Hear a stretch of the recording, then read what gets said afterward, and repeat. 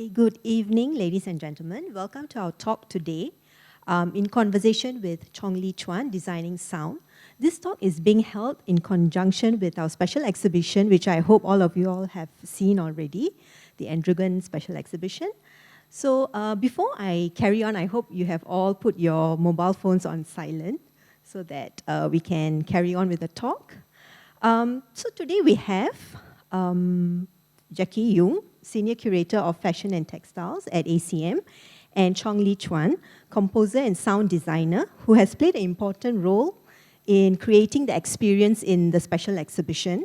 Both of them will be sharing more about the processes that were involved in the sound design, and of course some of the challenges faced as well. So after they are sharing, we will have some time for Q&A, so please do keep your questions coming at the end of the talk. So without further ado, I'll pass the mic on to Jackie and Li-Chuan. Thank you, Mel. Good evening, everyone. Welcome again to ACM for this special talk with sound artist Chong Li-Chuan. Please let me know if you can't hear at the back. This talk is going to be 1 hour. We will share for about 45 minutes and then open up for 15-minute questions at the end. So just a bit about the exhibition and about Andrew again, in case you have not seen the exhibition. So, of course, the soundscape is designed just for this exhibition. And a bit about Andrew. He established his fashion practice in Paris in 1995. So it's been 28 years since he has been in practice. And he is known to be the only Singaporean to constantly be represented in the prestigious Paris Fashion Week since 1995. And actually in 2007, he was already awarded the President Design Award for fashion design. So he's no overnight sensation. We are really looking at, in this exhibition, his whole life works here, his retrospective. And he's known very much for a style that is refined, maximalist, and also very well tailored. And in terms of this exhibition, we present his fashion journey. He's definitely one of Singapore's most prolific designers, constantly referred to as one of Singapore's best fashion export. And in this show, we celebrate his gift of over 160 works, in which about 115 are on display. So through 5 sections, we explore Andrew's roots in Asia, as well as the influence of the West in his very distinctive aesthetics, and also the high level of craftsmanship that comes across in his works, and finally, the global impact. So in terms of this exhibition, I just wanted to also share that, of course, perhaps some of you would have seen, it is the first exhibition that we launched the National Design Collection at ACM. So as part of this National Design Collection, in the coming years, ACM will collect much more in terms of contemporary fashion, jewelry, and furniture. And this is the first exhibition to launch the National Design Collection. So if you want to also find out more, this is a picture of the exhibition catalogue that you can buy online as well as our museum shop. Yes, so just to start off the discussion with Li-Chuan today, this is the curatorial brief that I had a very good chat with Li-Chuan at the start when I invited him to collaborate for this customized soundscape for the exhibition. So basically, I got in general, I think when it comes to exhibition making, curating an exhibition, as a curator, I really believe in the power of sound and light to bring a different experience to the visitor. So I always make sure when I budget that I set aside enough, and I was very, because I really believe that good sound design, such as the one that you've seen for this exhibition, can complement the exhibition narratives and also elevate a visitor's experience.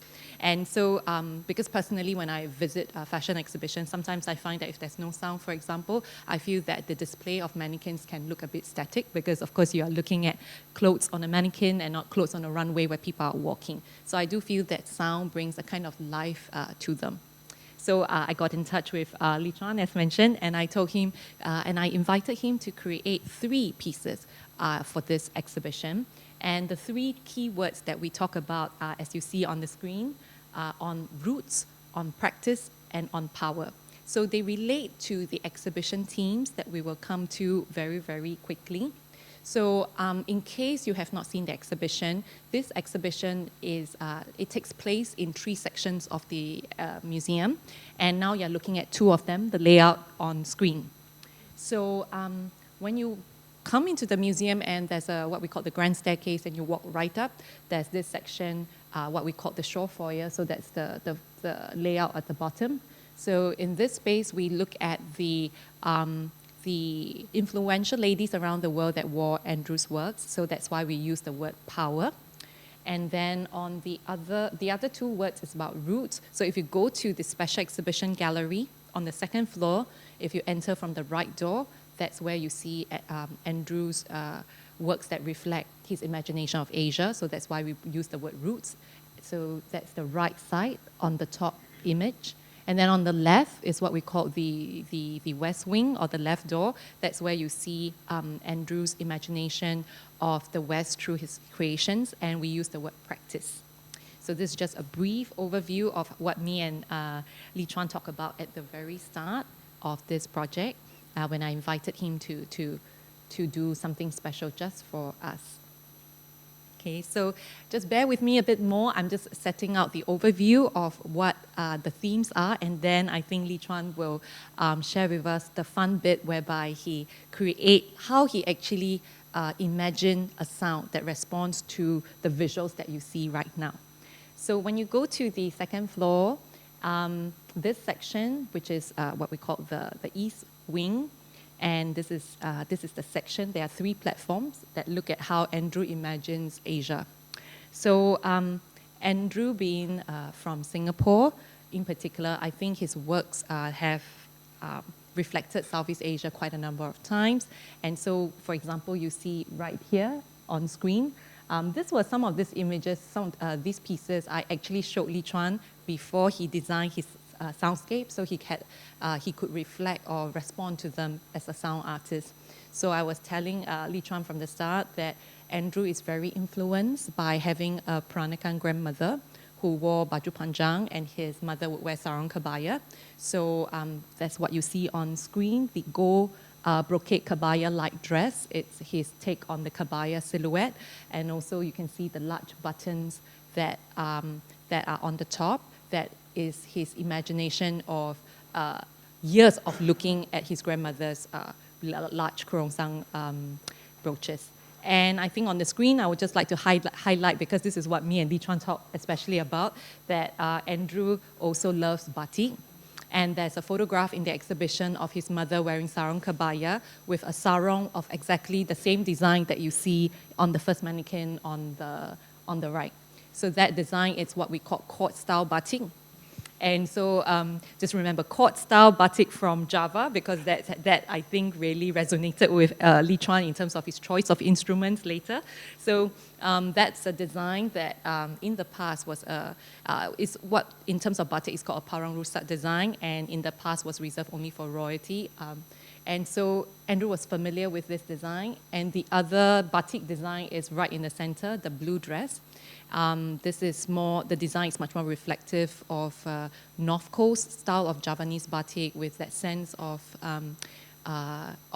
natural life, such as plants and that's lotus that you see there, butterflies and dragonflies. So that sense of, I think, appreciation for the heritage of this part of the world, I think it's something that that Li-Chuan and I talk about. So there's Singapore there's also Indonesia that you see right here in this first platform. And then this second platform in this section about encountering Asia, we look at how Andrew imagined China and Japan. So in this section, right in the center, you see this beautiful black dress with designs, particularly of Chinese figures in Chinese robes, and a backdrop, a landscape of pagodas and Chinese architecture. So this is a highlight in the exhibition, and I mentioned to Li-Chuan this piece, and we talk about how he would translate it musically. So this piece, I find it fascinating because of what I would think is an East-West, East gaze. So this is Andrew. He loves this piece because he has a 19th century English lacquer screen in his collection of art. And this English screen has these designs that was looking and responding to an 18th century screen that was exported from China to Europe and was really collected and appreciated in the West as an object of luxury and decoration. So what we have here is an Asian designer like Andrew looking at an English screen that responded to a Chinese screen. So I think really this piece, and Li-Chuan and I talk about it, there is really no, it shows how the direction of influence, perhaps for art, for fashion, and even for music, there isn't just a one-way influence, it goes back and forth. So while in curating this show, I put up these categories of East and West, of Southeast Asia, China and Japan, I think we also use it as a way of introduction into this part of the world, but we try also to, in the text, talk about how it's just one way of entry, that these boundaries are sometimes not as fixed as we would think. Yeah, and finally, this is a section on Turkey and India, how Andrew encounters them. His love for Turkish ceramics come across in his works, and in particular, in this section, we selected some dresses that show his interpretation of the paisley motif, which is a motif that originates from Asia.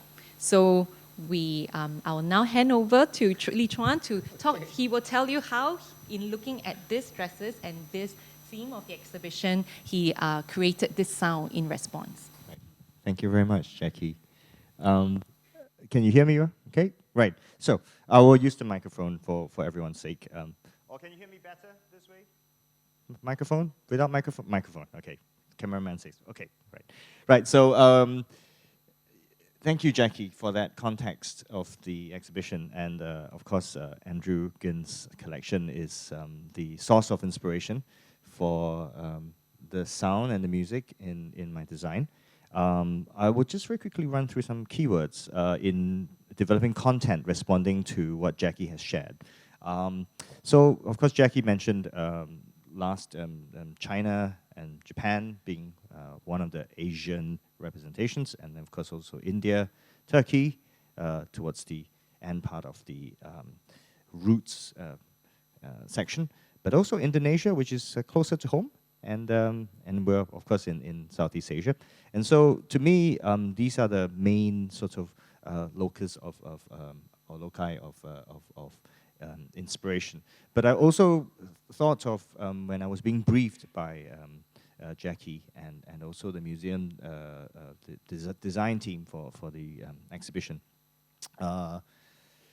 while being briefed, I was actually already thinking in my mind of music associations from these countries. And what does a boy born in KK Hospital who grew up in Lower Delta knows anything about any of these places in the world? So if you don't know what KK Hospital is, then that's the local hospital that many of us are. Were you born at KK Hospital? No, okay, right. So anyway, I was lucky to be born at KK Hospital, or the Cowshed Hospital. And I grew up in Lower Delta, which those flats are no longer there. But I used to live next to a railway, and the most influential sound in my life back then was the trains going by. But also the fact that we had a piano at home. I don't know why, an upright piano, which I played under when I was 5 years old. So I played under the piano when I was 5 years old. And I guess my parents got a little bit fed up, and so they sent me for piano lessons when I was 7. So enough about myself. But I think, suffice to say, what does a boy from Singapore know about these countries? I wouldn't say that I'm a musicologist. I'm a composer by training, but and so I would say a lot of what I understand to be musical would be instrumental idiom. So, which is why the word is there as well. The idea that what is expressive from all these different places are conveyed and expressed through idiomatic writing, which are associated with the instruments from those places. And so, by convention, by tradition, this is something that already came to my mind when Jackie was giving me the brief on roots. But I'm also thinking about, as a musician, I'm also thinking about tunings, because in Indonesia, for instance, gamelan, which is, if you like, the ensemble of gongs and gangsa, which is like a collection of different instruments, but most of them are metallophones, but they're also bamboo instruments. And of course, gong and metallophones are made of bronze. So you can think, where does the bronze come from, you know? And so there's sort of an interesting sort of cross-cultural root there already. So tunings, however, for each gamelan set is unique, right? So there's no two gamelan set that can actually play together. They can play within the group, but they can't play with other groups. So that's something to bear in mind. And then also, of course, tunings from China, from Japan, and also from India. Although there's the chromatic division, there's 12 steps or 12-tone chromatic division of the spectrum. Still, it's not quite the same as the 12-tone equal temperament in the Western art music world, which I came from. So I'm fascinated by that. Of course, Turkey is sort of a crossroad as well. And so I'll show later on in my music examples how Turkey actually is interestingly sort of a interesting use of the string ensemble, but in a very, I would say, Middle Eastern sort of way. So tonalities comes into play when I consider the content, and also sonorities, the kind of instruments that would sound well together, given that we have the whole frequency spectrum to work with. You know, things that fill in the high frequency, the mids and the lows. So as far as sound design is concerned, it's always about frequency response in a space, but also composition-wise, how those sonorities work together in the whole spectrum of sound. So, without further ado, I'll delve into a little bit about my sort of preferred platform. I'm not advertising for Ableton Live here, but I use Ableton Live as a digital audio workstation. Some people use Logic, some people use Cubase, and so on, which I have no qualms with. But my chosen is Ableton Live. It's an environment which I could then use an instrumental plugin such as Native Instruments, which is from Germany. They have a software, a virtual instrument host called Contact, which I then acquired these premium sample libraries from East Asia, India, Middle East, and gamelan from, although it says Balinese here, but it's actually generally from Indonesia. So it has gangsa in it as well, which I will play you something from later. So this is the sample instruments which I made use of, which can give the idiomatic expression which are from the instruments which I've chosen. So very quickly then, I'll run down the content. This is my first choice of instrument, which is the gong from the gamelan set. Everything is actually tuned to 12-tone equal temperament A440 because of the ISO standard, ISO 1975, if you know anything about that. But that's engineering, which I won't go into, but that ISO standard means that everything can be played together in tune. So I do apologize that this gamelan set wasn't tuned to some exotic scale, but yeah, it's my choosing that it actually fits in with the rest of the design. So the gong sounds like this.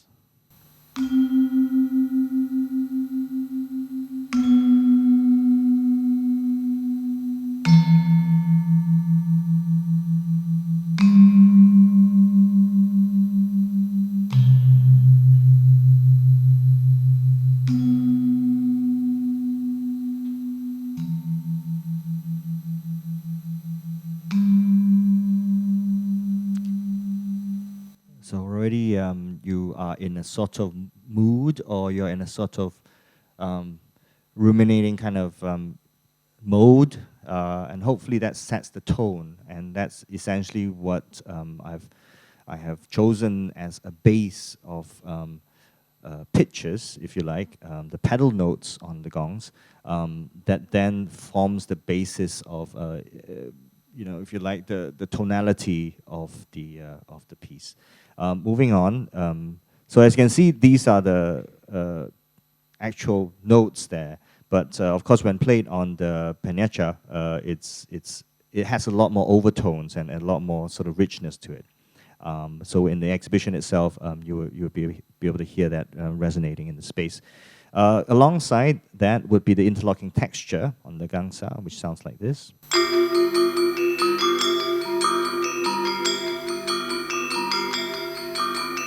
So again, it's a very ruminating kind of mood that you are in, right? That goes with the pedal notes.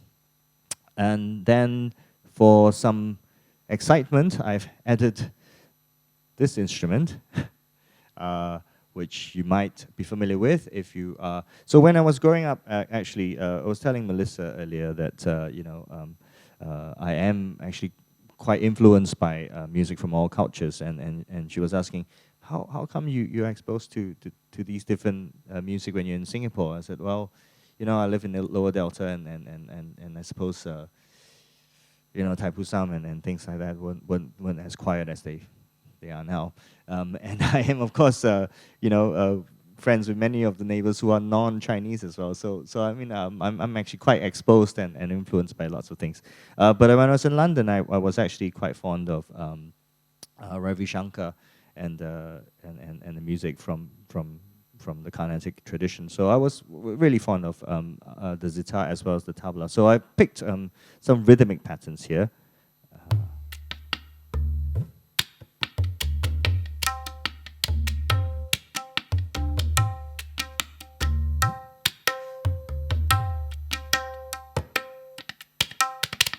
So as far as these rhythmic patterns is concerned, I'm using them as a way to elaborate on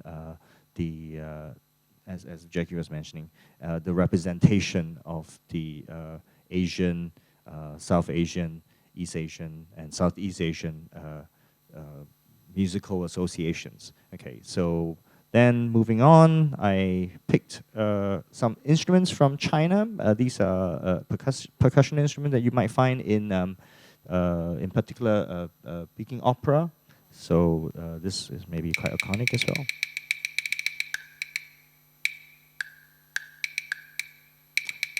So that's a little motif there.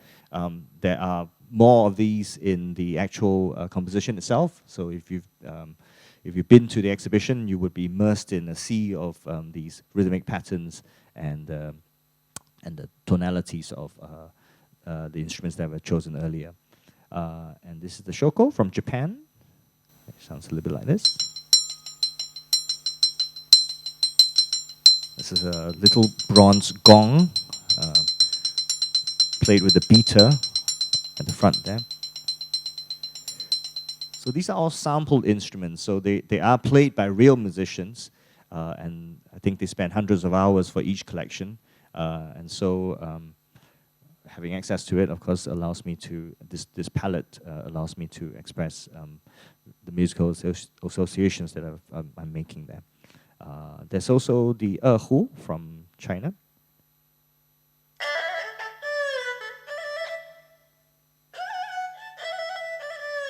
So this melody, which I've written, are of those pitches, but those are just the tones. So in order for it to sound Chinese, in a way, it requires the kind of glissandos, the kind of expressive intonation that you will find in an actual playing of the instrument. So what I've done here, which is use my cursor doesn't quite show up here.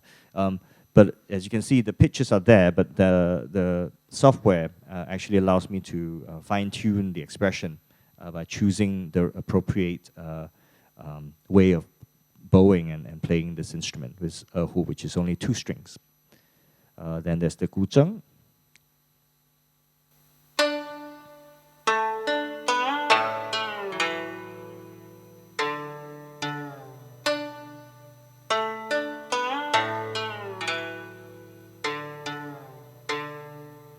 So again, this melody is complementary to the one you heard before. There are some implied chord progressions there, so for those of you who might be interested in the music aspect of it, you can talk to me afterwards. I won't go into that now. But in terms of tonality, in terms of sonority, it's using these instruments in a way that speaks to each other through tonal language. So they're all based around the tonal sense of C, but then they also have implied colors of A minor, B minor, and E minor in this case, which I'll go into a little bit more later. From Middle East, we have some percussion. These are rigs and frame drums.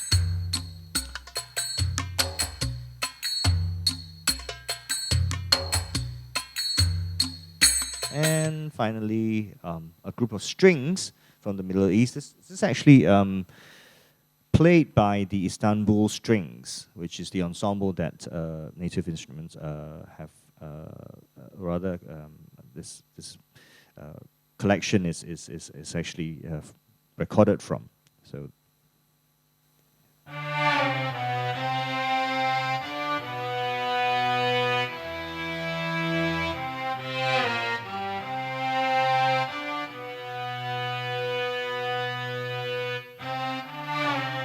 You can hear the glissando at the beginning of the phrase.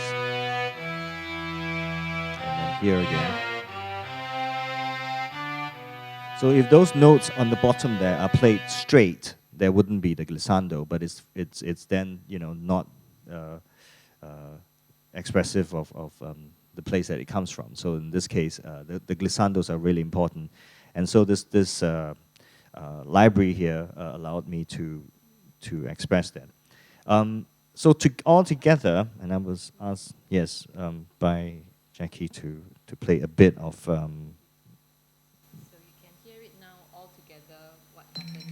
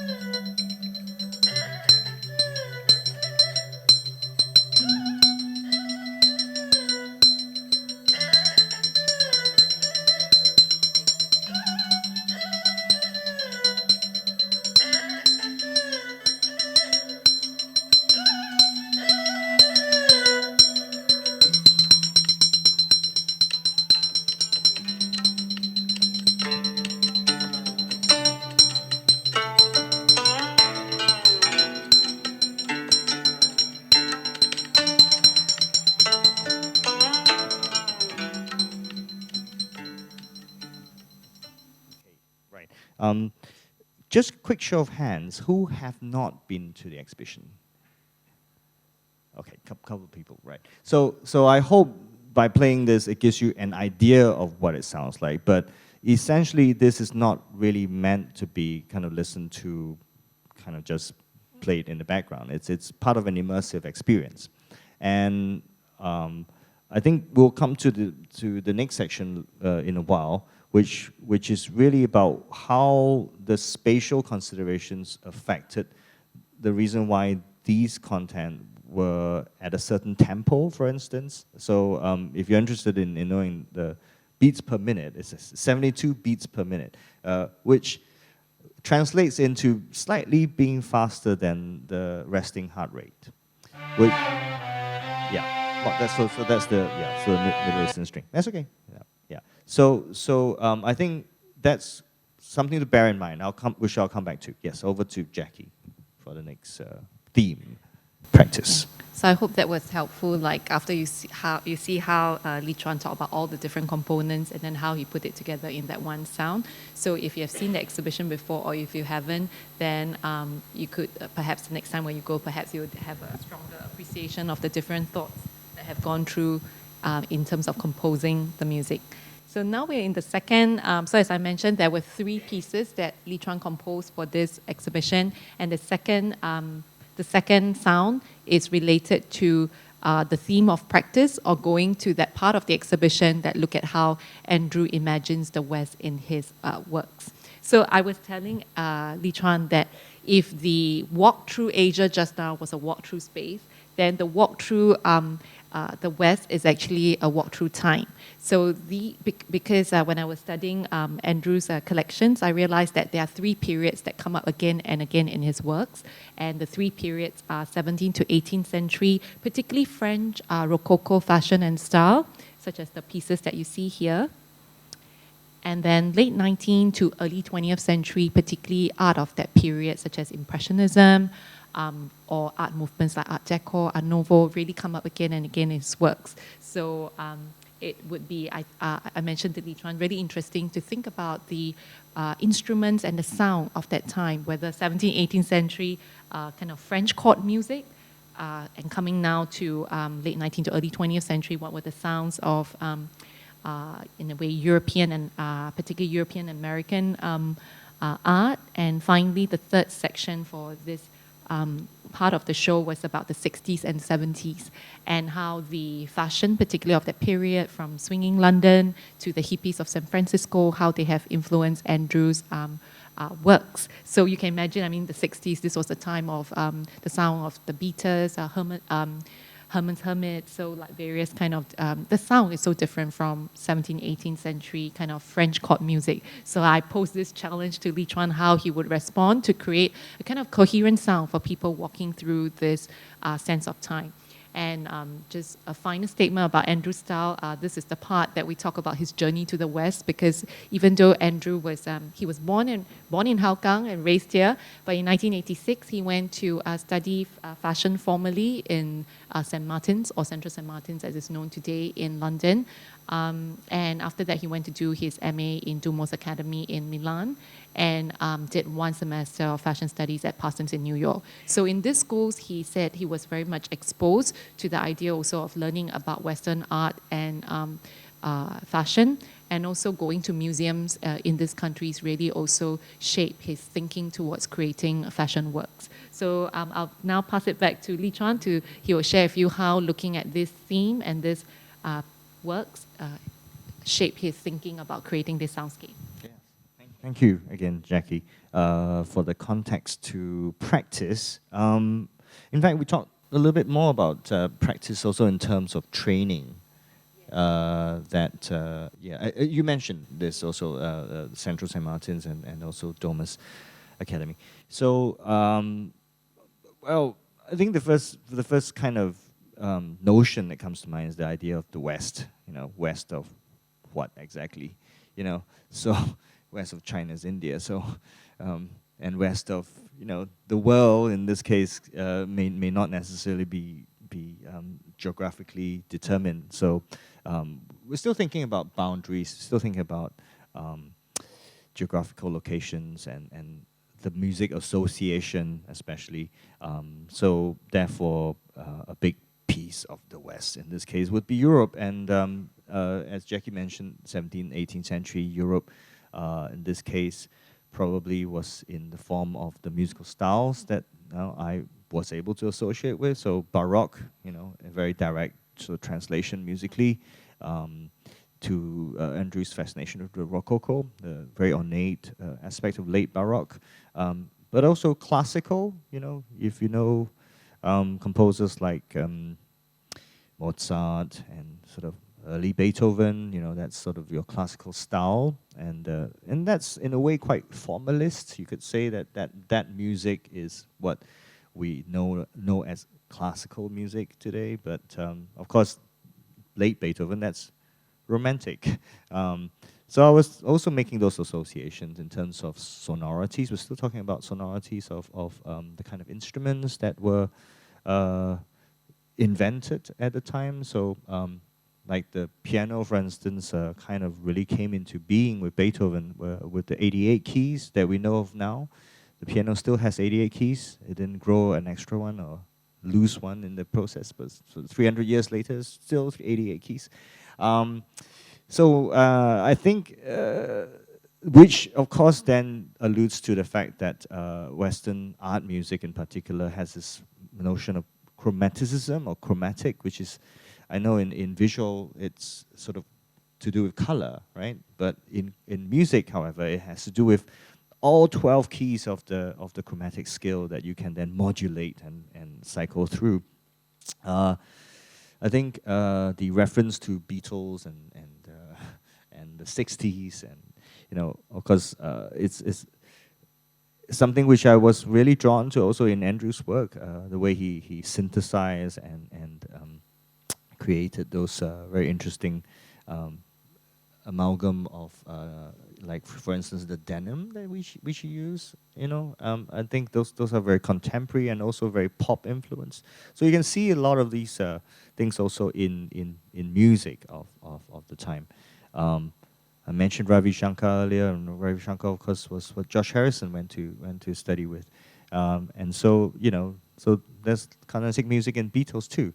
So I think the boundaries are not necessarily drawn in a way that is necessarily east-west, or I think it's much more to do with the people who are practitioners, and I'm a practitioner. So in a way, I have to say what I have done in this process of working on sound and music for the show is to think of how I can reimagine these things as well. So I picked a couple of instruments, in particular the harpsichord and also the strings, which I'll come to. The harpsichord, because it is, again, the epitome of this chromaticism, because by then the keyboard is what you see now, those black and white keys on the keyboard. It's exactly the same arrangement. It hasn't really changed since then. This is I think this is this is 1889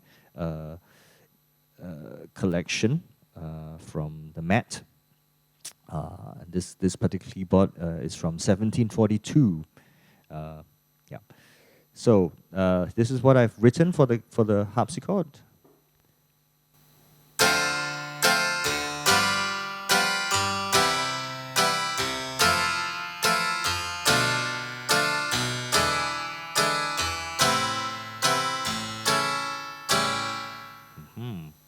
So, again, for those of you who are more musically inclined, these are the chords, or this is the chord progression.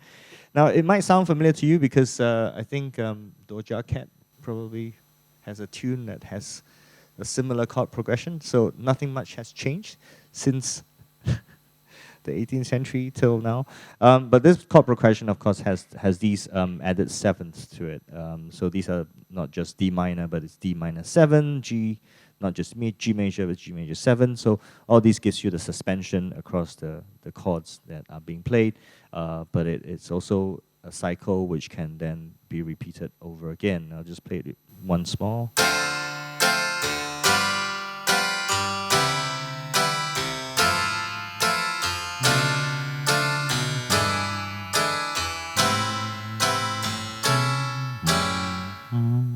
And can go on forever. Similarly, I've kind of just inverted that chord progression for the strings, and this is a string ensemble, again from sample instruments, so they are real strings, but then, of course, in using them this way, I have more control over it. So this is what it sounds like.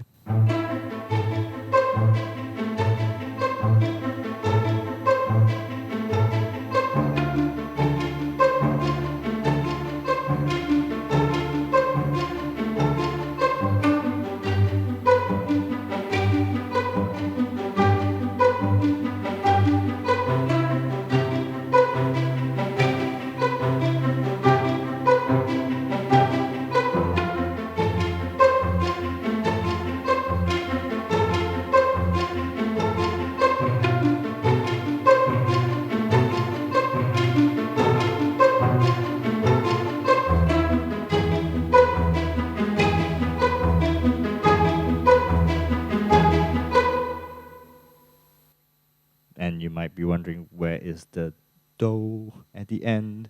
Well, again, this is the cycle that can go on forever. And if you're interested, these are the chords. But I think essentially, if I play these two chords progression together, they are just sort of mirror image of each other. But they would also dominate the entire musical composition if you laid it put it under the elements which I showed you in the first section, which is roots.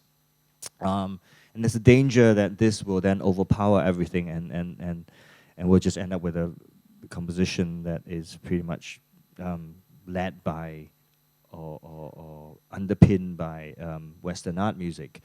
I think the challenge here is to separate practice and roots in a way that does not clash, but then they complement each other. So in terms of spatial, which we'll come to later on, these elements are timed in a way that they don't overpower each other. So there's the timing of how they appear in time, and then there is also the spatial arrangement, which we'll come back to, we'll double back in afterwards. Yeah. Okay. No. So okay. There is a very deliberate reason why I don't want to play like a mix of the elements, because I think in this sharing, what I'm hoping to achieve here is to give an insight into how my noodles are working up here, as far as music associations is concerned, and also the fact that I think as a creative process, you know, it's not just putting these things in a mix that you can listen to on your iPods or whatever, you know, but it's a spatial and immersive experience. So I would urge you to go see the exhibition if you haven't already done so, or go see it again now with this knowledge in mind. Okay, right. Thank you, Jackie.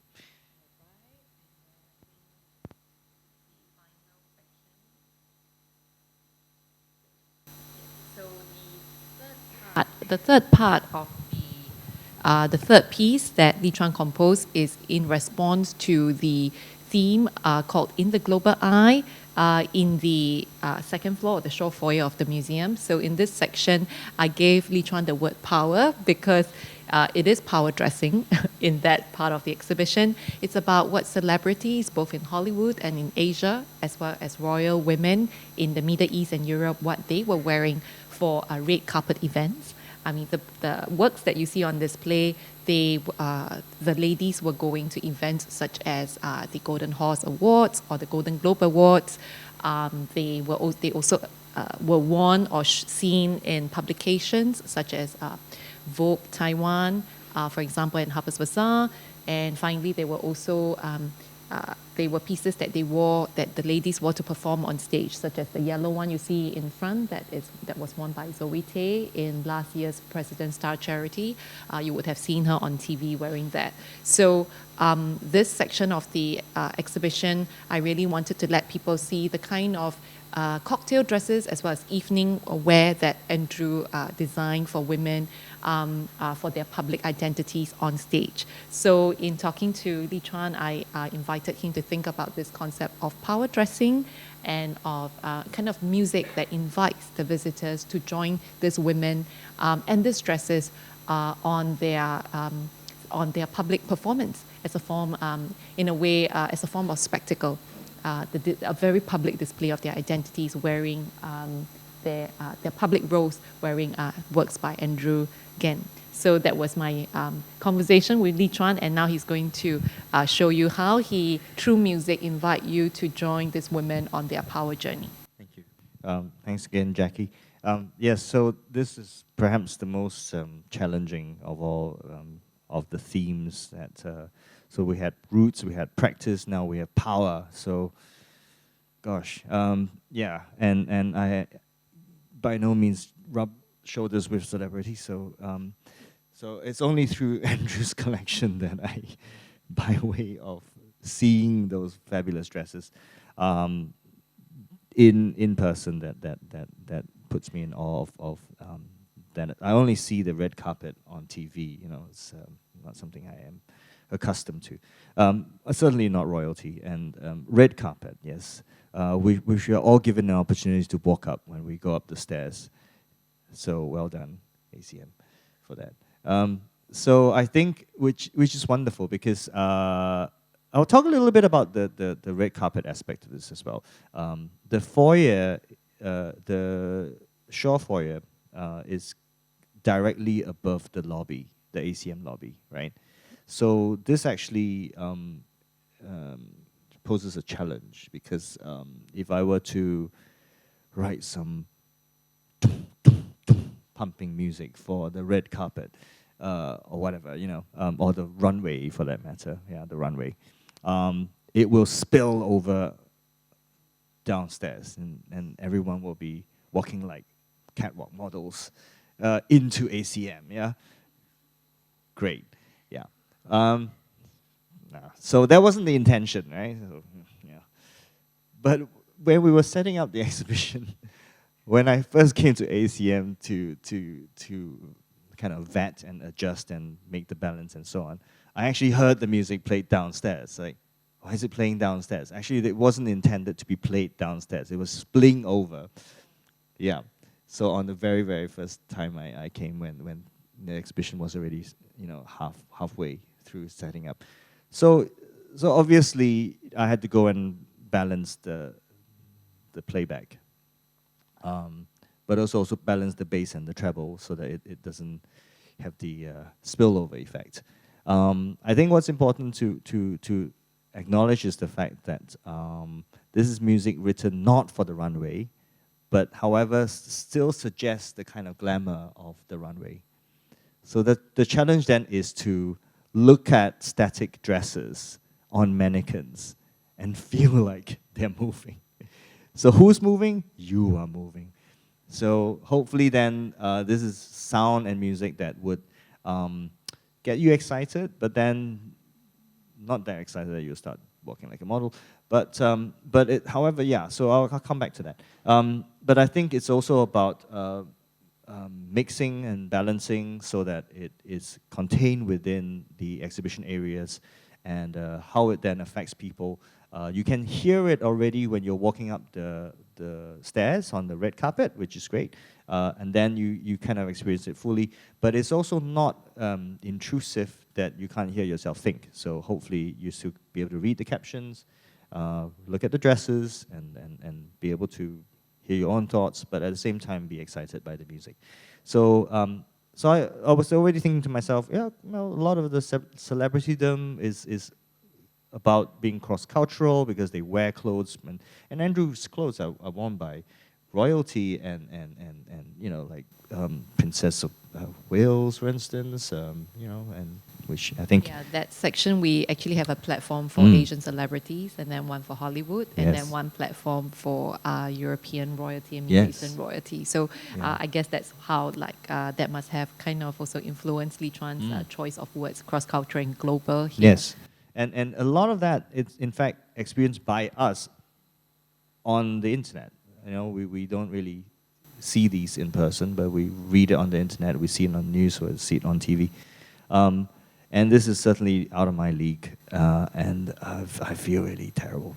But however, this is the connection, luxury ready to wear, which I really appreciated Jackie disentangling for me the notion of couture and high-end ready to wear, right? So, and that's what Andrew does in his work and in his practice, and that's how he would work with his clients and you know and the ladies who wear his designs.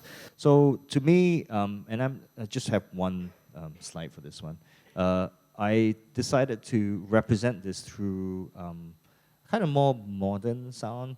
In fact, this is sort of French, sort of synth wave-ish, but with my own kind of twist to it. So these are pads, strings, and keys. Sounds like this.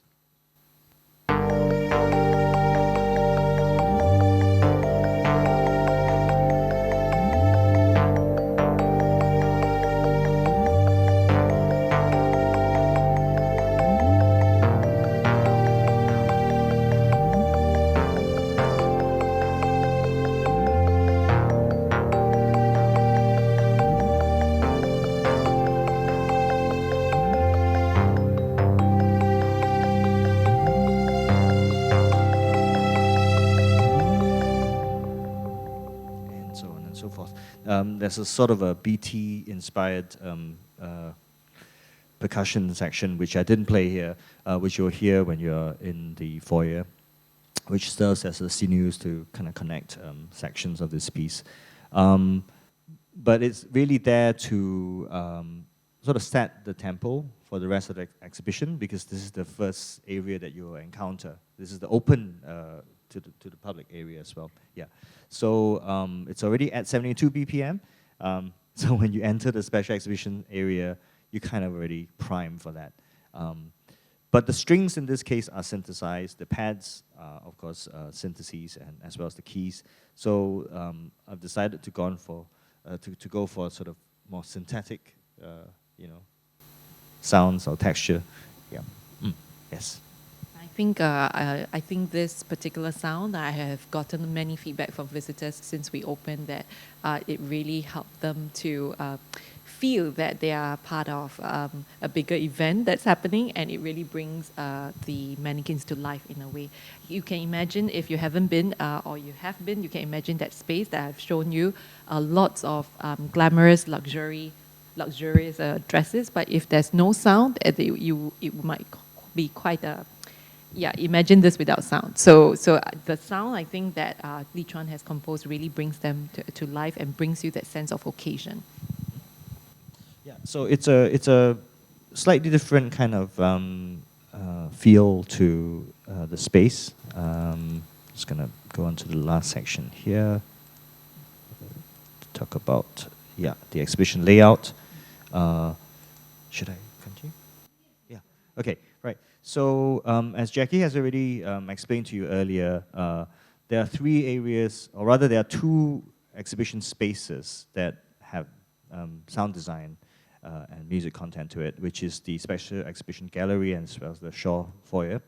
And I think it's really quite deliberate also not to have sound in the mock-up of the atelier in the last section, which is on the ground floor. Because that space, acoustically speaking, really isn't suitable, and it has its own kind of ambience as well, as far as the studio space is concerned. So in fact, that sort of is quite close to how a studio space is, although Andrew would play music in his studio. But in this case, we didn't, right? So also, it isn't a fantasy-ish kind of approach to that space. It's more realistic and much more down to earth. It's the place where the designs are made and where the blueprint and the mock-ups are made. So therefore, these are the only 2 areas that the sounds are meant to be designed for. So in terms of spatial, I mentioned earlier, this is the challenge of the Special Exhibitions Gallery, because it's divided into 2 halves with a middle section which has no content whatsoever as far as sound is concerned. But then it's where the 2 sides, in fact, crosses over. So on the, I think it appears to be a bit reddish on that side. Yeah, so that's the east wing, and this is the west wing. So the east wing would be the roots, and west wing would be practice. So either entrance, you know, brings you, of course, into the sort of inner sanctum of corals and butterflies, but which is Andrew's house, you know. But I think what's interesting is that if you're on the west side or the west wing, you will hear predominantly just the content from there, and then on the east side, you will hear only predominantly the stuff from roots. But when you're in the middle, you'll start to hear them blending together. That's to do with the acoustics, with the placement of the speakers, which I won't go into. But they are hidden from sight, so they are really meant to be there to support the show. What Li-Chuan is politely saying is that the museum sound system is not the most sophisticated. So basically, I only have speakers on the left and the right, and the music would spill over into the center section. So when I was briefing him, I said the sound must be able to spill away in the center part to not sound very jarring or disturbing to the visitor experience because our equipment is quite basic here. So it's not like I have like a sound dome and the moment you walk out, you won't hear it. So you still will. So I think for all of you who have gone to the show, I think you can appreciate Li-Chuan's efforts that when you go to the center section about nature, you don't really feel that you are hearing a sound that is too clashing because you can, as he has gone through, they're really quite different sounds, but he has actually composed them in a way that when you walk to the center, they are really quite complementary. So that's one of the considerations you have to make, that these two pieces will overlap when you go to the center. Yeah. Thank you, Jackie. But I think, yeah, but honestly, I think I thrive on the fact that there are limitations, there are constraints, and you know, of course, if we had a bigger budget for for the sound system, then maybe ambisonic, but where you can place sound in space in a much more mathematical way. But I think in this case it was a good challenge because musically speaking, this is me wearing my composer hat. I had to make the different elements speak to each other in a way that is musically expressive. Then moving on to the foyer, again, I mentioned this already in the beginning. I talked about the connection to the lobby via the staircase, right? That's the staircase on the left, which is where the red carpet starts and you go up. So again, it's about balance, it's about how in terms of the frequency response, again, something that can be done only on site, on the day that this was all set up. When you are there, you'll notice we have really high ceilings also, and I think the sound kind of play to that, the architecture that is the museum. And the bass, of course, works better in that space as well, not here. So that snippet that you heard earlier had more bass in it, which you can feel when you're in the foyer. Yeah. Okay, I think. Yeah. So I just want to thank everybody for journeying with Li-Chuan and I today, particularly Li-Chuan's sharing about how the three soundscape of the exhibitions were created. I think you would have heard from his sharing.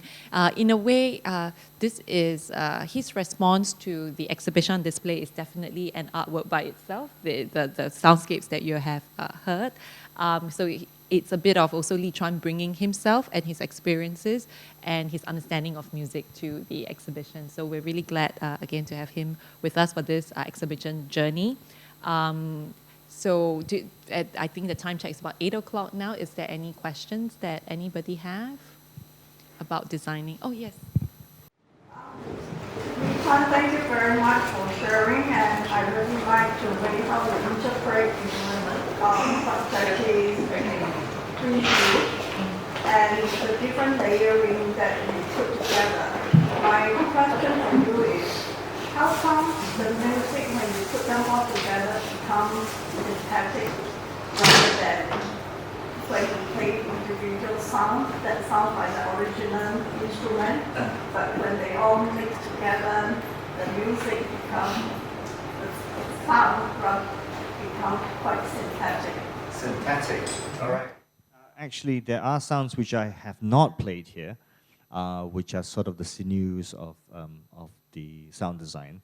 There are in-between moments which are not the motifs which I played you, which are filled by, as you quite rightly said, they're more synthetic sounding elements in it as well. Yeah, which is to create those breathing space in between. Personally, I have great respect for people working in the museum, that they had to be here all the time, and so I would hate for anyone to have that erhu tune stuck in your minds. The whole day looped. No. So that wasn't my intention. So I have people in mind. So if it does sound as a result of me having those fillers, those are kind of more harmonic material that are swimming around. So you can hear them, of course, and then from time to time you hear snippets of this and that, which is why I didn't really want to play you like a mix of it here, because essentially there isn't a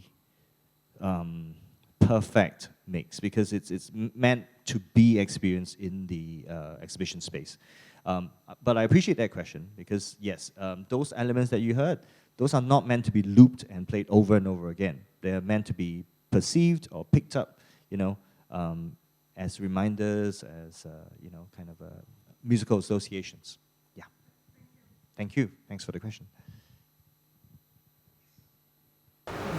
These days it's very difficult to not see anything about ChatGPT or AI. Have you used these in your production of composition music? If not, what are your thoughts on it? It's a great question, Raj. I haven't used ChatGPT for this or any large. Well, apart from the library, which I have shared with you, those are recorded by humans, and I think the technology, of course, is such that yes, you can ask your AI friend to suggest appropriate musical idioms, but in this case, they are of my own lived experience, and so I have to honestly say that whatever interpretations I have, they're mine. So I do apologize if there are any purists in the room who says that's not how the tabla should be played, you know. But it is, however, a rhythmic pattern which is from the collection, which is recorded with real musicians, and I can't stress that enough. I think if again budget, right? So if I had the budget, I would work with real musicians, right? In this case, this is the second best option. Yeah. Have I ever worked with AI? I have, but in terms of audio engineering, I have. In fact, it's a way to reverse engineer a mix because. As far as mixing is concerned, as far as sound is concerned, you can't really unmix a mix. So with AI, I can, in fact, quite readily isolate, say, vocals from the rest of the accompaniment and so on. So I've done that recently on a project which requires me to isolate the dialogue track from a movie called In the Mood for Love. So Wong Chiu-wai, Tony Leung, and Maggie Cheung's voices I had to isolate from a mix of the soundtrack, which is already from the film. So anyway, I did use AI to take out these two actors. So in that sense, it did save me a lot of time. You know, otherwise I would be cleaning up all the yeah. So audio engineering, yes. Thank you. Thank you both so much for the talk. My question is about mood and atmosphere and emotion. So I found the music in the shop really evocative, like you were saying, it creates that sense of occasion. And for me as well, like you, I've not met, royalty and celebrity, and I think it created a sense of intimacy with the garments on display. And I was wondering if for the sections inside the Eastern and West Wing. Great question. What do I want the audience to feel? I think first and foremost, because it is a fashion exhibition, my goal, in fact, is for people to spend time, to spend as much time as you need to. So as far as the musical compositions are concerned, they are about an hour's worth of mix, and so it, you can spend more time, of course, right? But you will at the end of the hour kind of come to the end of what is perceivably maybe at the end of a round of all the material being in the mix. So yes, to spend time and to ruminate, but honestly speaking, just like any creative endeavor, I think the audience would also project what they bring to the occasion, you know, or the event, or the material. So I wouldn't go as far as to say I'm dictating the you know, your mood, but it's there to maybe set a tone. So the mood is what you bring, but the tone is what I'm creating here, quite literally through the pitches, through the selection of notes and so on, the tonality and the sonorities. But yeah, but essentially it's to be evocative of the places where the associations are made, but at the same time allowing you to ruminate. Yeah. Okay, so we'll just have maybe, I know the time is 8:10, we'll take two final questions. I think the lady here raised her hand first, and then we will close off with the gentleman. Yes. So I think that answers the question, because I was listening, it was very close to that. So you want to use that and round up the question that you had. Sure, yeah. So 72 BPM, I think, is the reason why, yeah, I mean, the reason for... Physiologically, your music was actually creating that. Yes. Subconsciously. Yes. But my disclosures are not linked to the exhibition, but because you mentioned it at the beginning. Okay, right. Actually, funny enough, because and this is again a music-related kind of insight. I did get a feedback from the team that this feels a bit too hurried. Yes. Oh, the first version. The first version. The first version. Actually, yes, that was quite hard. Yeah. It was very fast. Which, and as a curator, one of the things I mentioned to Li-Chuan is people should hear the music, it should complement the experience, but it should not overtake the priority of the visitor experience, which is looking visually at the object. So hearing should be complementary, but not the first, because this is a visual arts exhibition. So the first version that came from Li-Chuan, the speed to us was a bit fast. So we asked for it to be revised to be a bit slower, so that people wouldn't keep hearing the sound in the background. So we did adjust. Yeah. Actually, to share with you the change that was made after the feedback, it was the subdivision of the melody and the note values. So basically, 72 BPM could also be perceived as 144 BPM, or anything even faster than that. So all you need is 72 multiplied by 2, exactly. So it has really to do with the subdivision of the notes. So, you know, Mozart ever got this critique of too many notes. So in this case, yeah, my notes were probably, my subdivisions were probably too fine. So basically, I kind of just doubled them, so that it became closer to a perceived pulse of 72 BPM. But it was good feedback, definitely, because my intention... We really appreciate the tuning, because I guess the final effect we want to work towards, it's like a movie, right? If you're going, you hear the sound, the music that comes in the movie, you hope that it draws out your emotions and also accompany the scene, but you're supposed to be watching the actor rather than really totally letting the music experience take over. So I think Li-Chuan did a very good job in trying to, in adjusting and helping us reach that point. How do you hear the music but not really take your attention away from what you are seeing or the storyline that's on display? Yeah. I have to say the curatorial brief, really was a great direction there. Thank you. We really had fun working on this. So maybe we'll take the last question. Thank you. Thank you.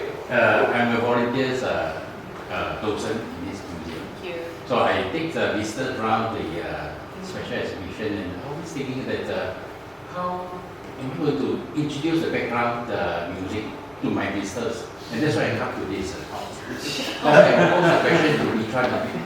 How do you prefer the docent to introduce this, or you prefer that the visitor just enjoy it and simply don't mention? Yes. Great question. My response to that would be yes. It would be great if people kind of only mention it voluntarily, rather than being pointed to. I mean, I take inspiration from composers like Eric Satie, who coined the term furniture music. So, or Brian Eno, airport music, you know. Yeah, and it's music that is meant to kind of blend in with the environment, which may not necessarily be the background, right? Which is an interesting kind of delineation there, really, because I think the environment, of course, contains everything, right? So, and it's immersive. So if people do experience the whole, and then can point out certain things. Oh, I love the lighting, or you know, this is museum-grade lighting. You know, really, you know, puts the dress in fantastic relief and so on, right? Some people noticed that the mannequins were floating, and you know, the dresses were not creased, and those little details. If you notice those things, great. You know, if you notice the sound and music, great. But yeah, so please don't tell them about it. I mean, I'm credited, so I'm thankful for that. You know, and it's on the wall, so if I'll stand next to the, you know, like, hey, that's me. No, but yeah, don't have to do that. So appreciate it. But yes, it is. With Jackie's invitation, I will have to say it is certainly a very deliberate act of designing sound, which I think if people know more about, you know, and I've kind of done my job really, but I'm here to support. I'm here to support the exhibition more than anything. Yeah. Just to answer that question quickly, I think when I do my curator's tour, I always point out about the soundscape, because I feel that this is the whole value add. Like, why do you come to a museum exhibition? Why don't you just buy the catalog, right? Or why don't you just see it on film? So I'll see somebody's like, you know, IG reel. Because when you come, then you get that whole experience, that immersive experience. And I try to, practically use that long walk between the two galleries to kind of talk about behind the scenes kind of exhibition making. And I think a number of visitors have told me that they appreciate, like, when we give the tour, to highlight to them the extra effort we make in terms of designing sound and also designing lights, for example. So I just want to highlight maybe, of course, we're now closing the talk, but just to highlight, if you have been interested to hear today about behind the scenes of exhibition making in terms of designing sound today, perhaps our next talk on 22nd of August will interest you as well. It's about designing exhibitions, particularly by Laura Mathieu. She was the exhibition designer for this exhibition, and I also worked with her on our first contemporary fashion exhibition on Guopei in 2019. So Laura Mathieu, she also teaches. She's assistant professor at School of Art, Design and Media, NTU. I really enjoy working with Laura. And Laura, we also talk about designing lights and the whole experience of creating this.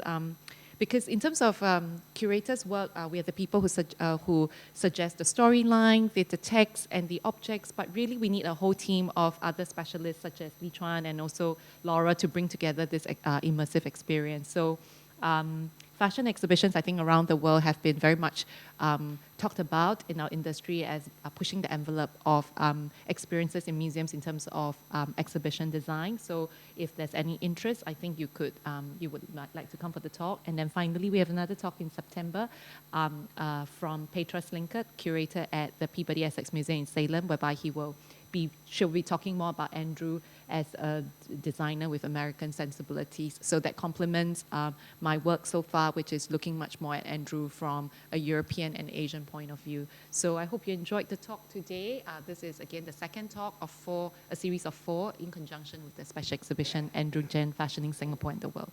So thank you very much for joining us today. If you have any other questions, oh, sorry, yes, please, if you enjoyed yourself, the exhibition or the talk, please scan the QR code to give us some feedback.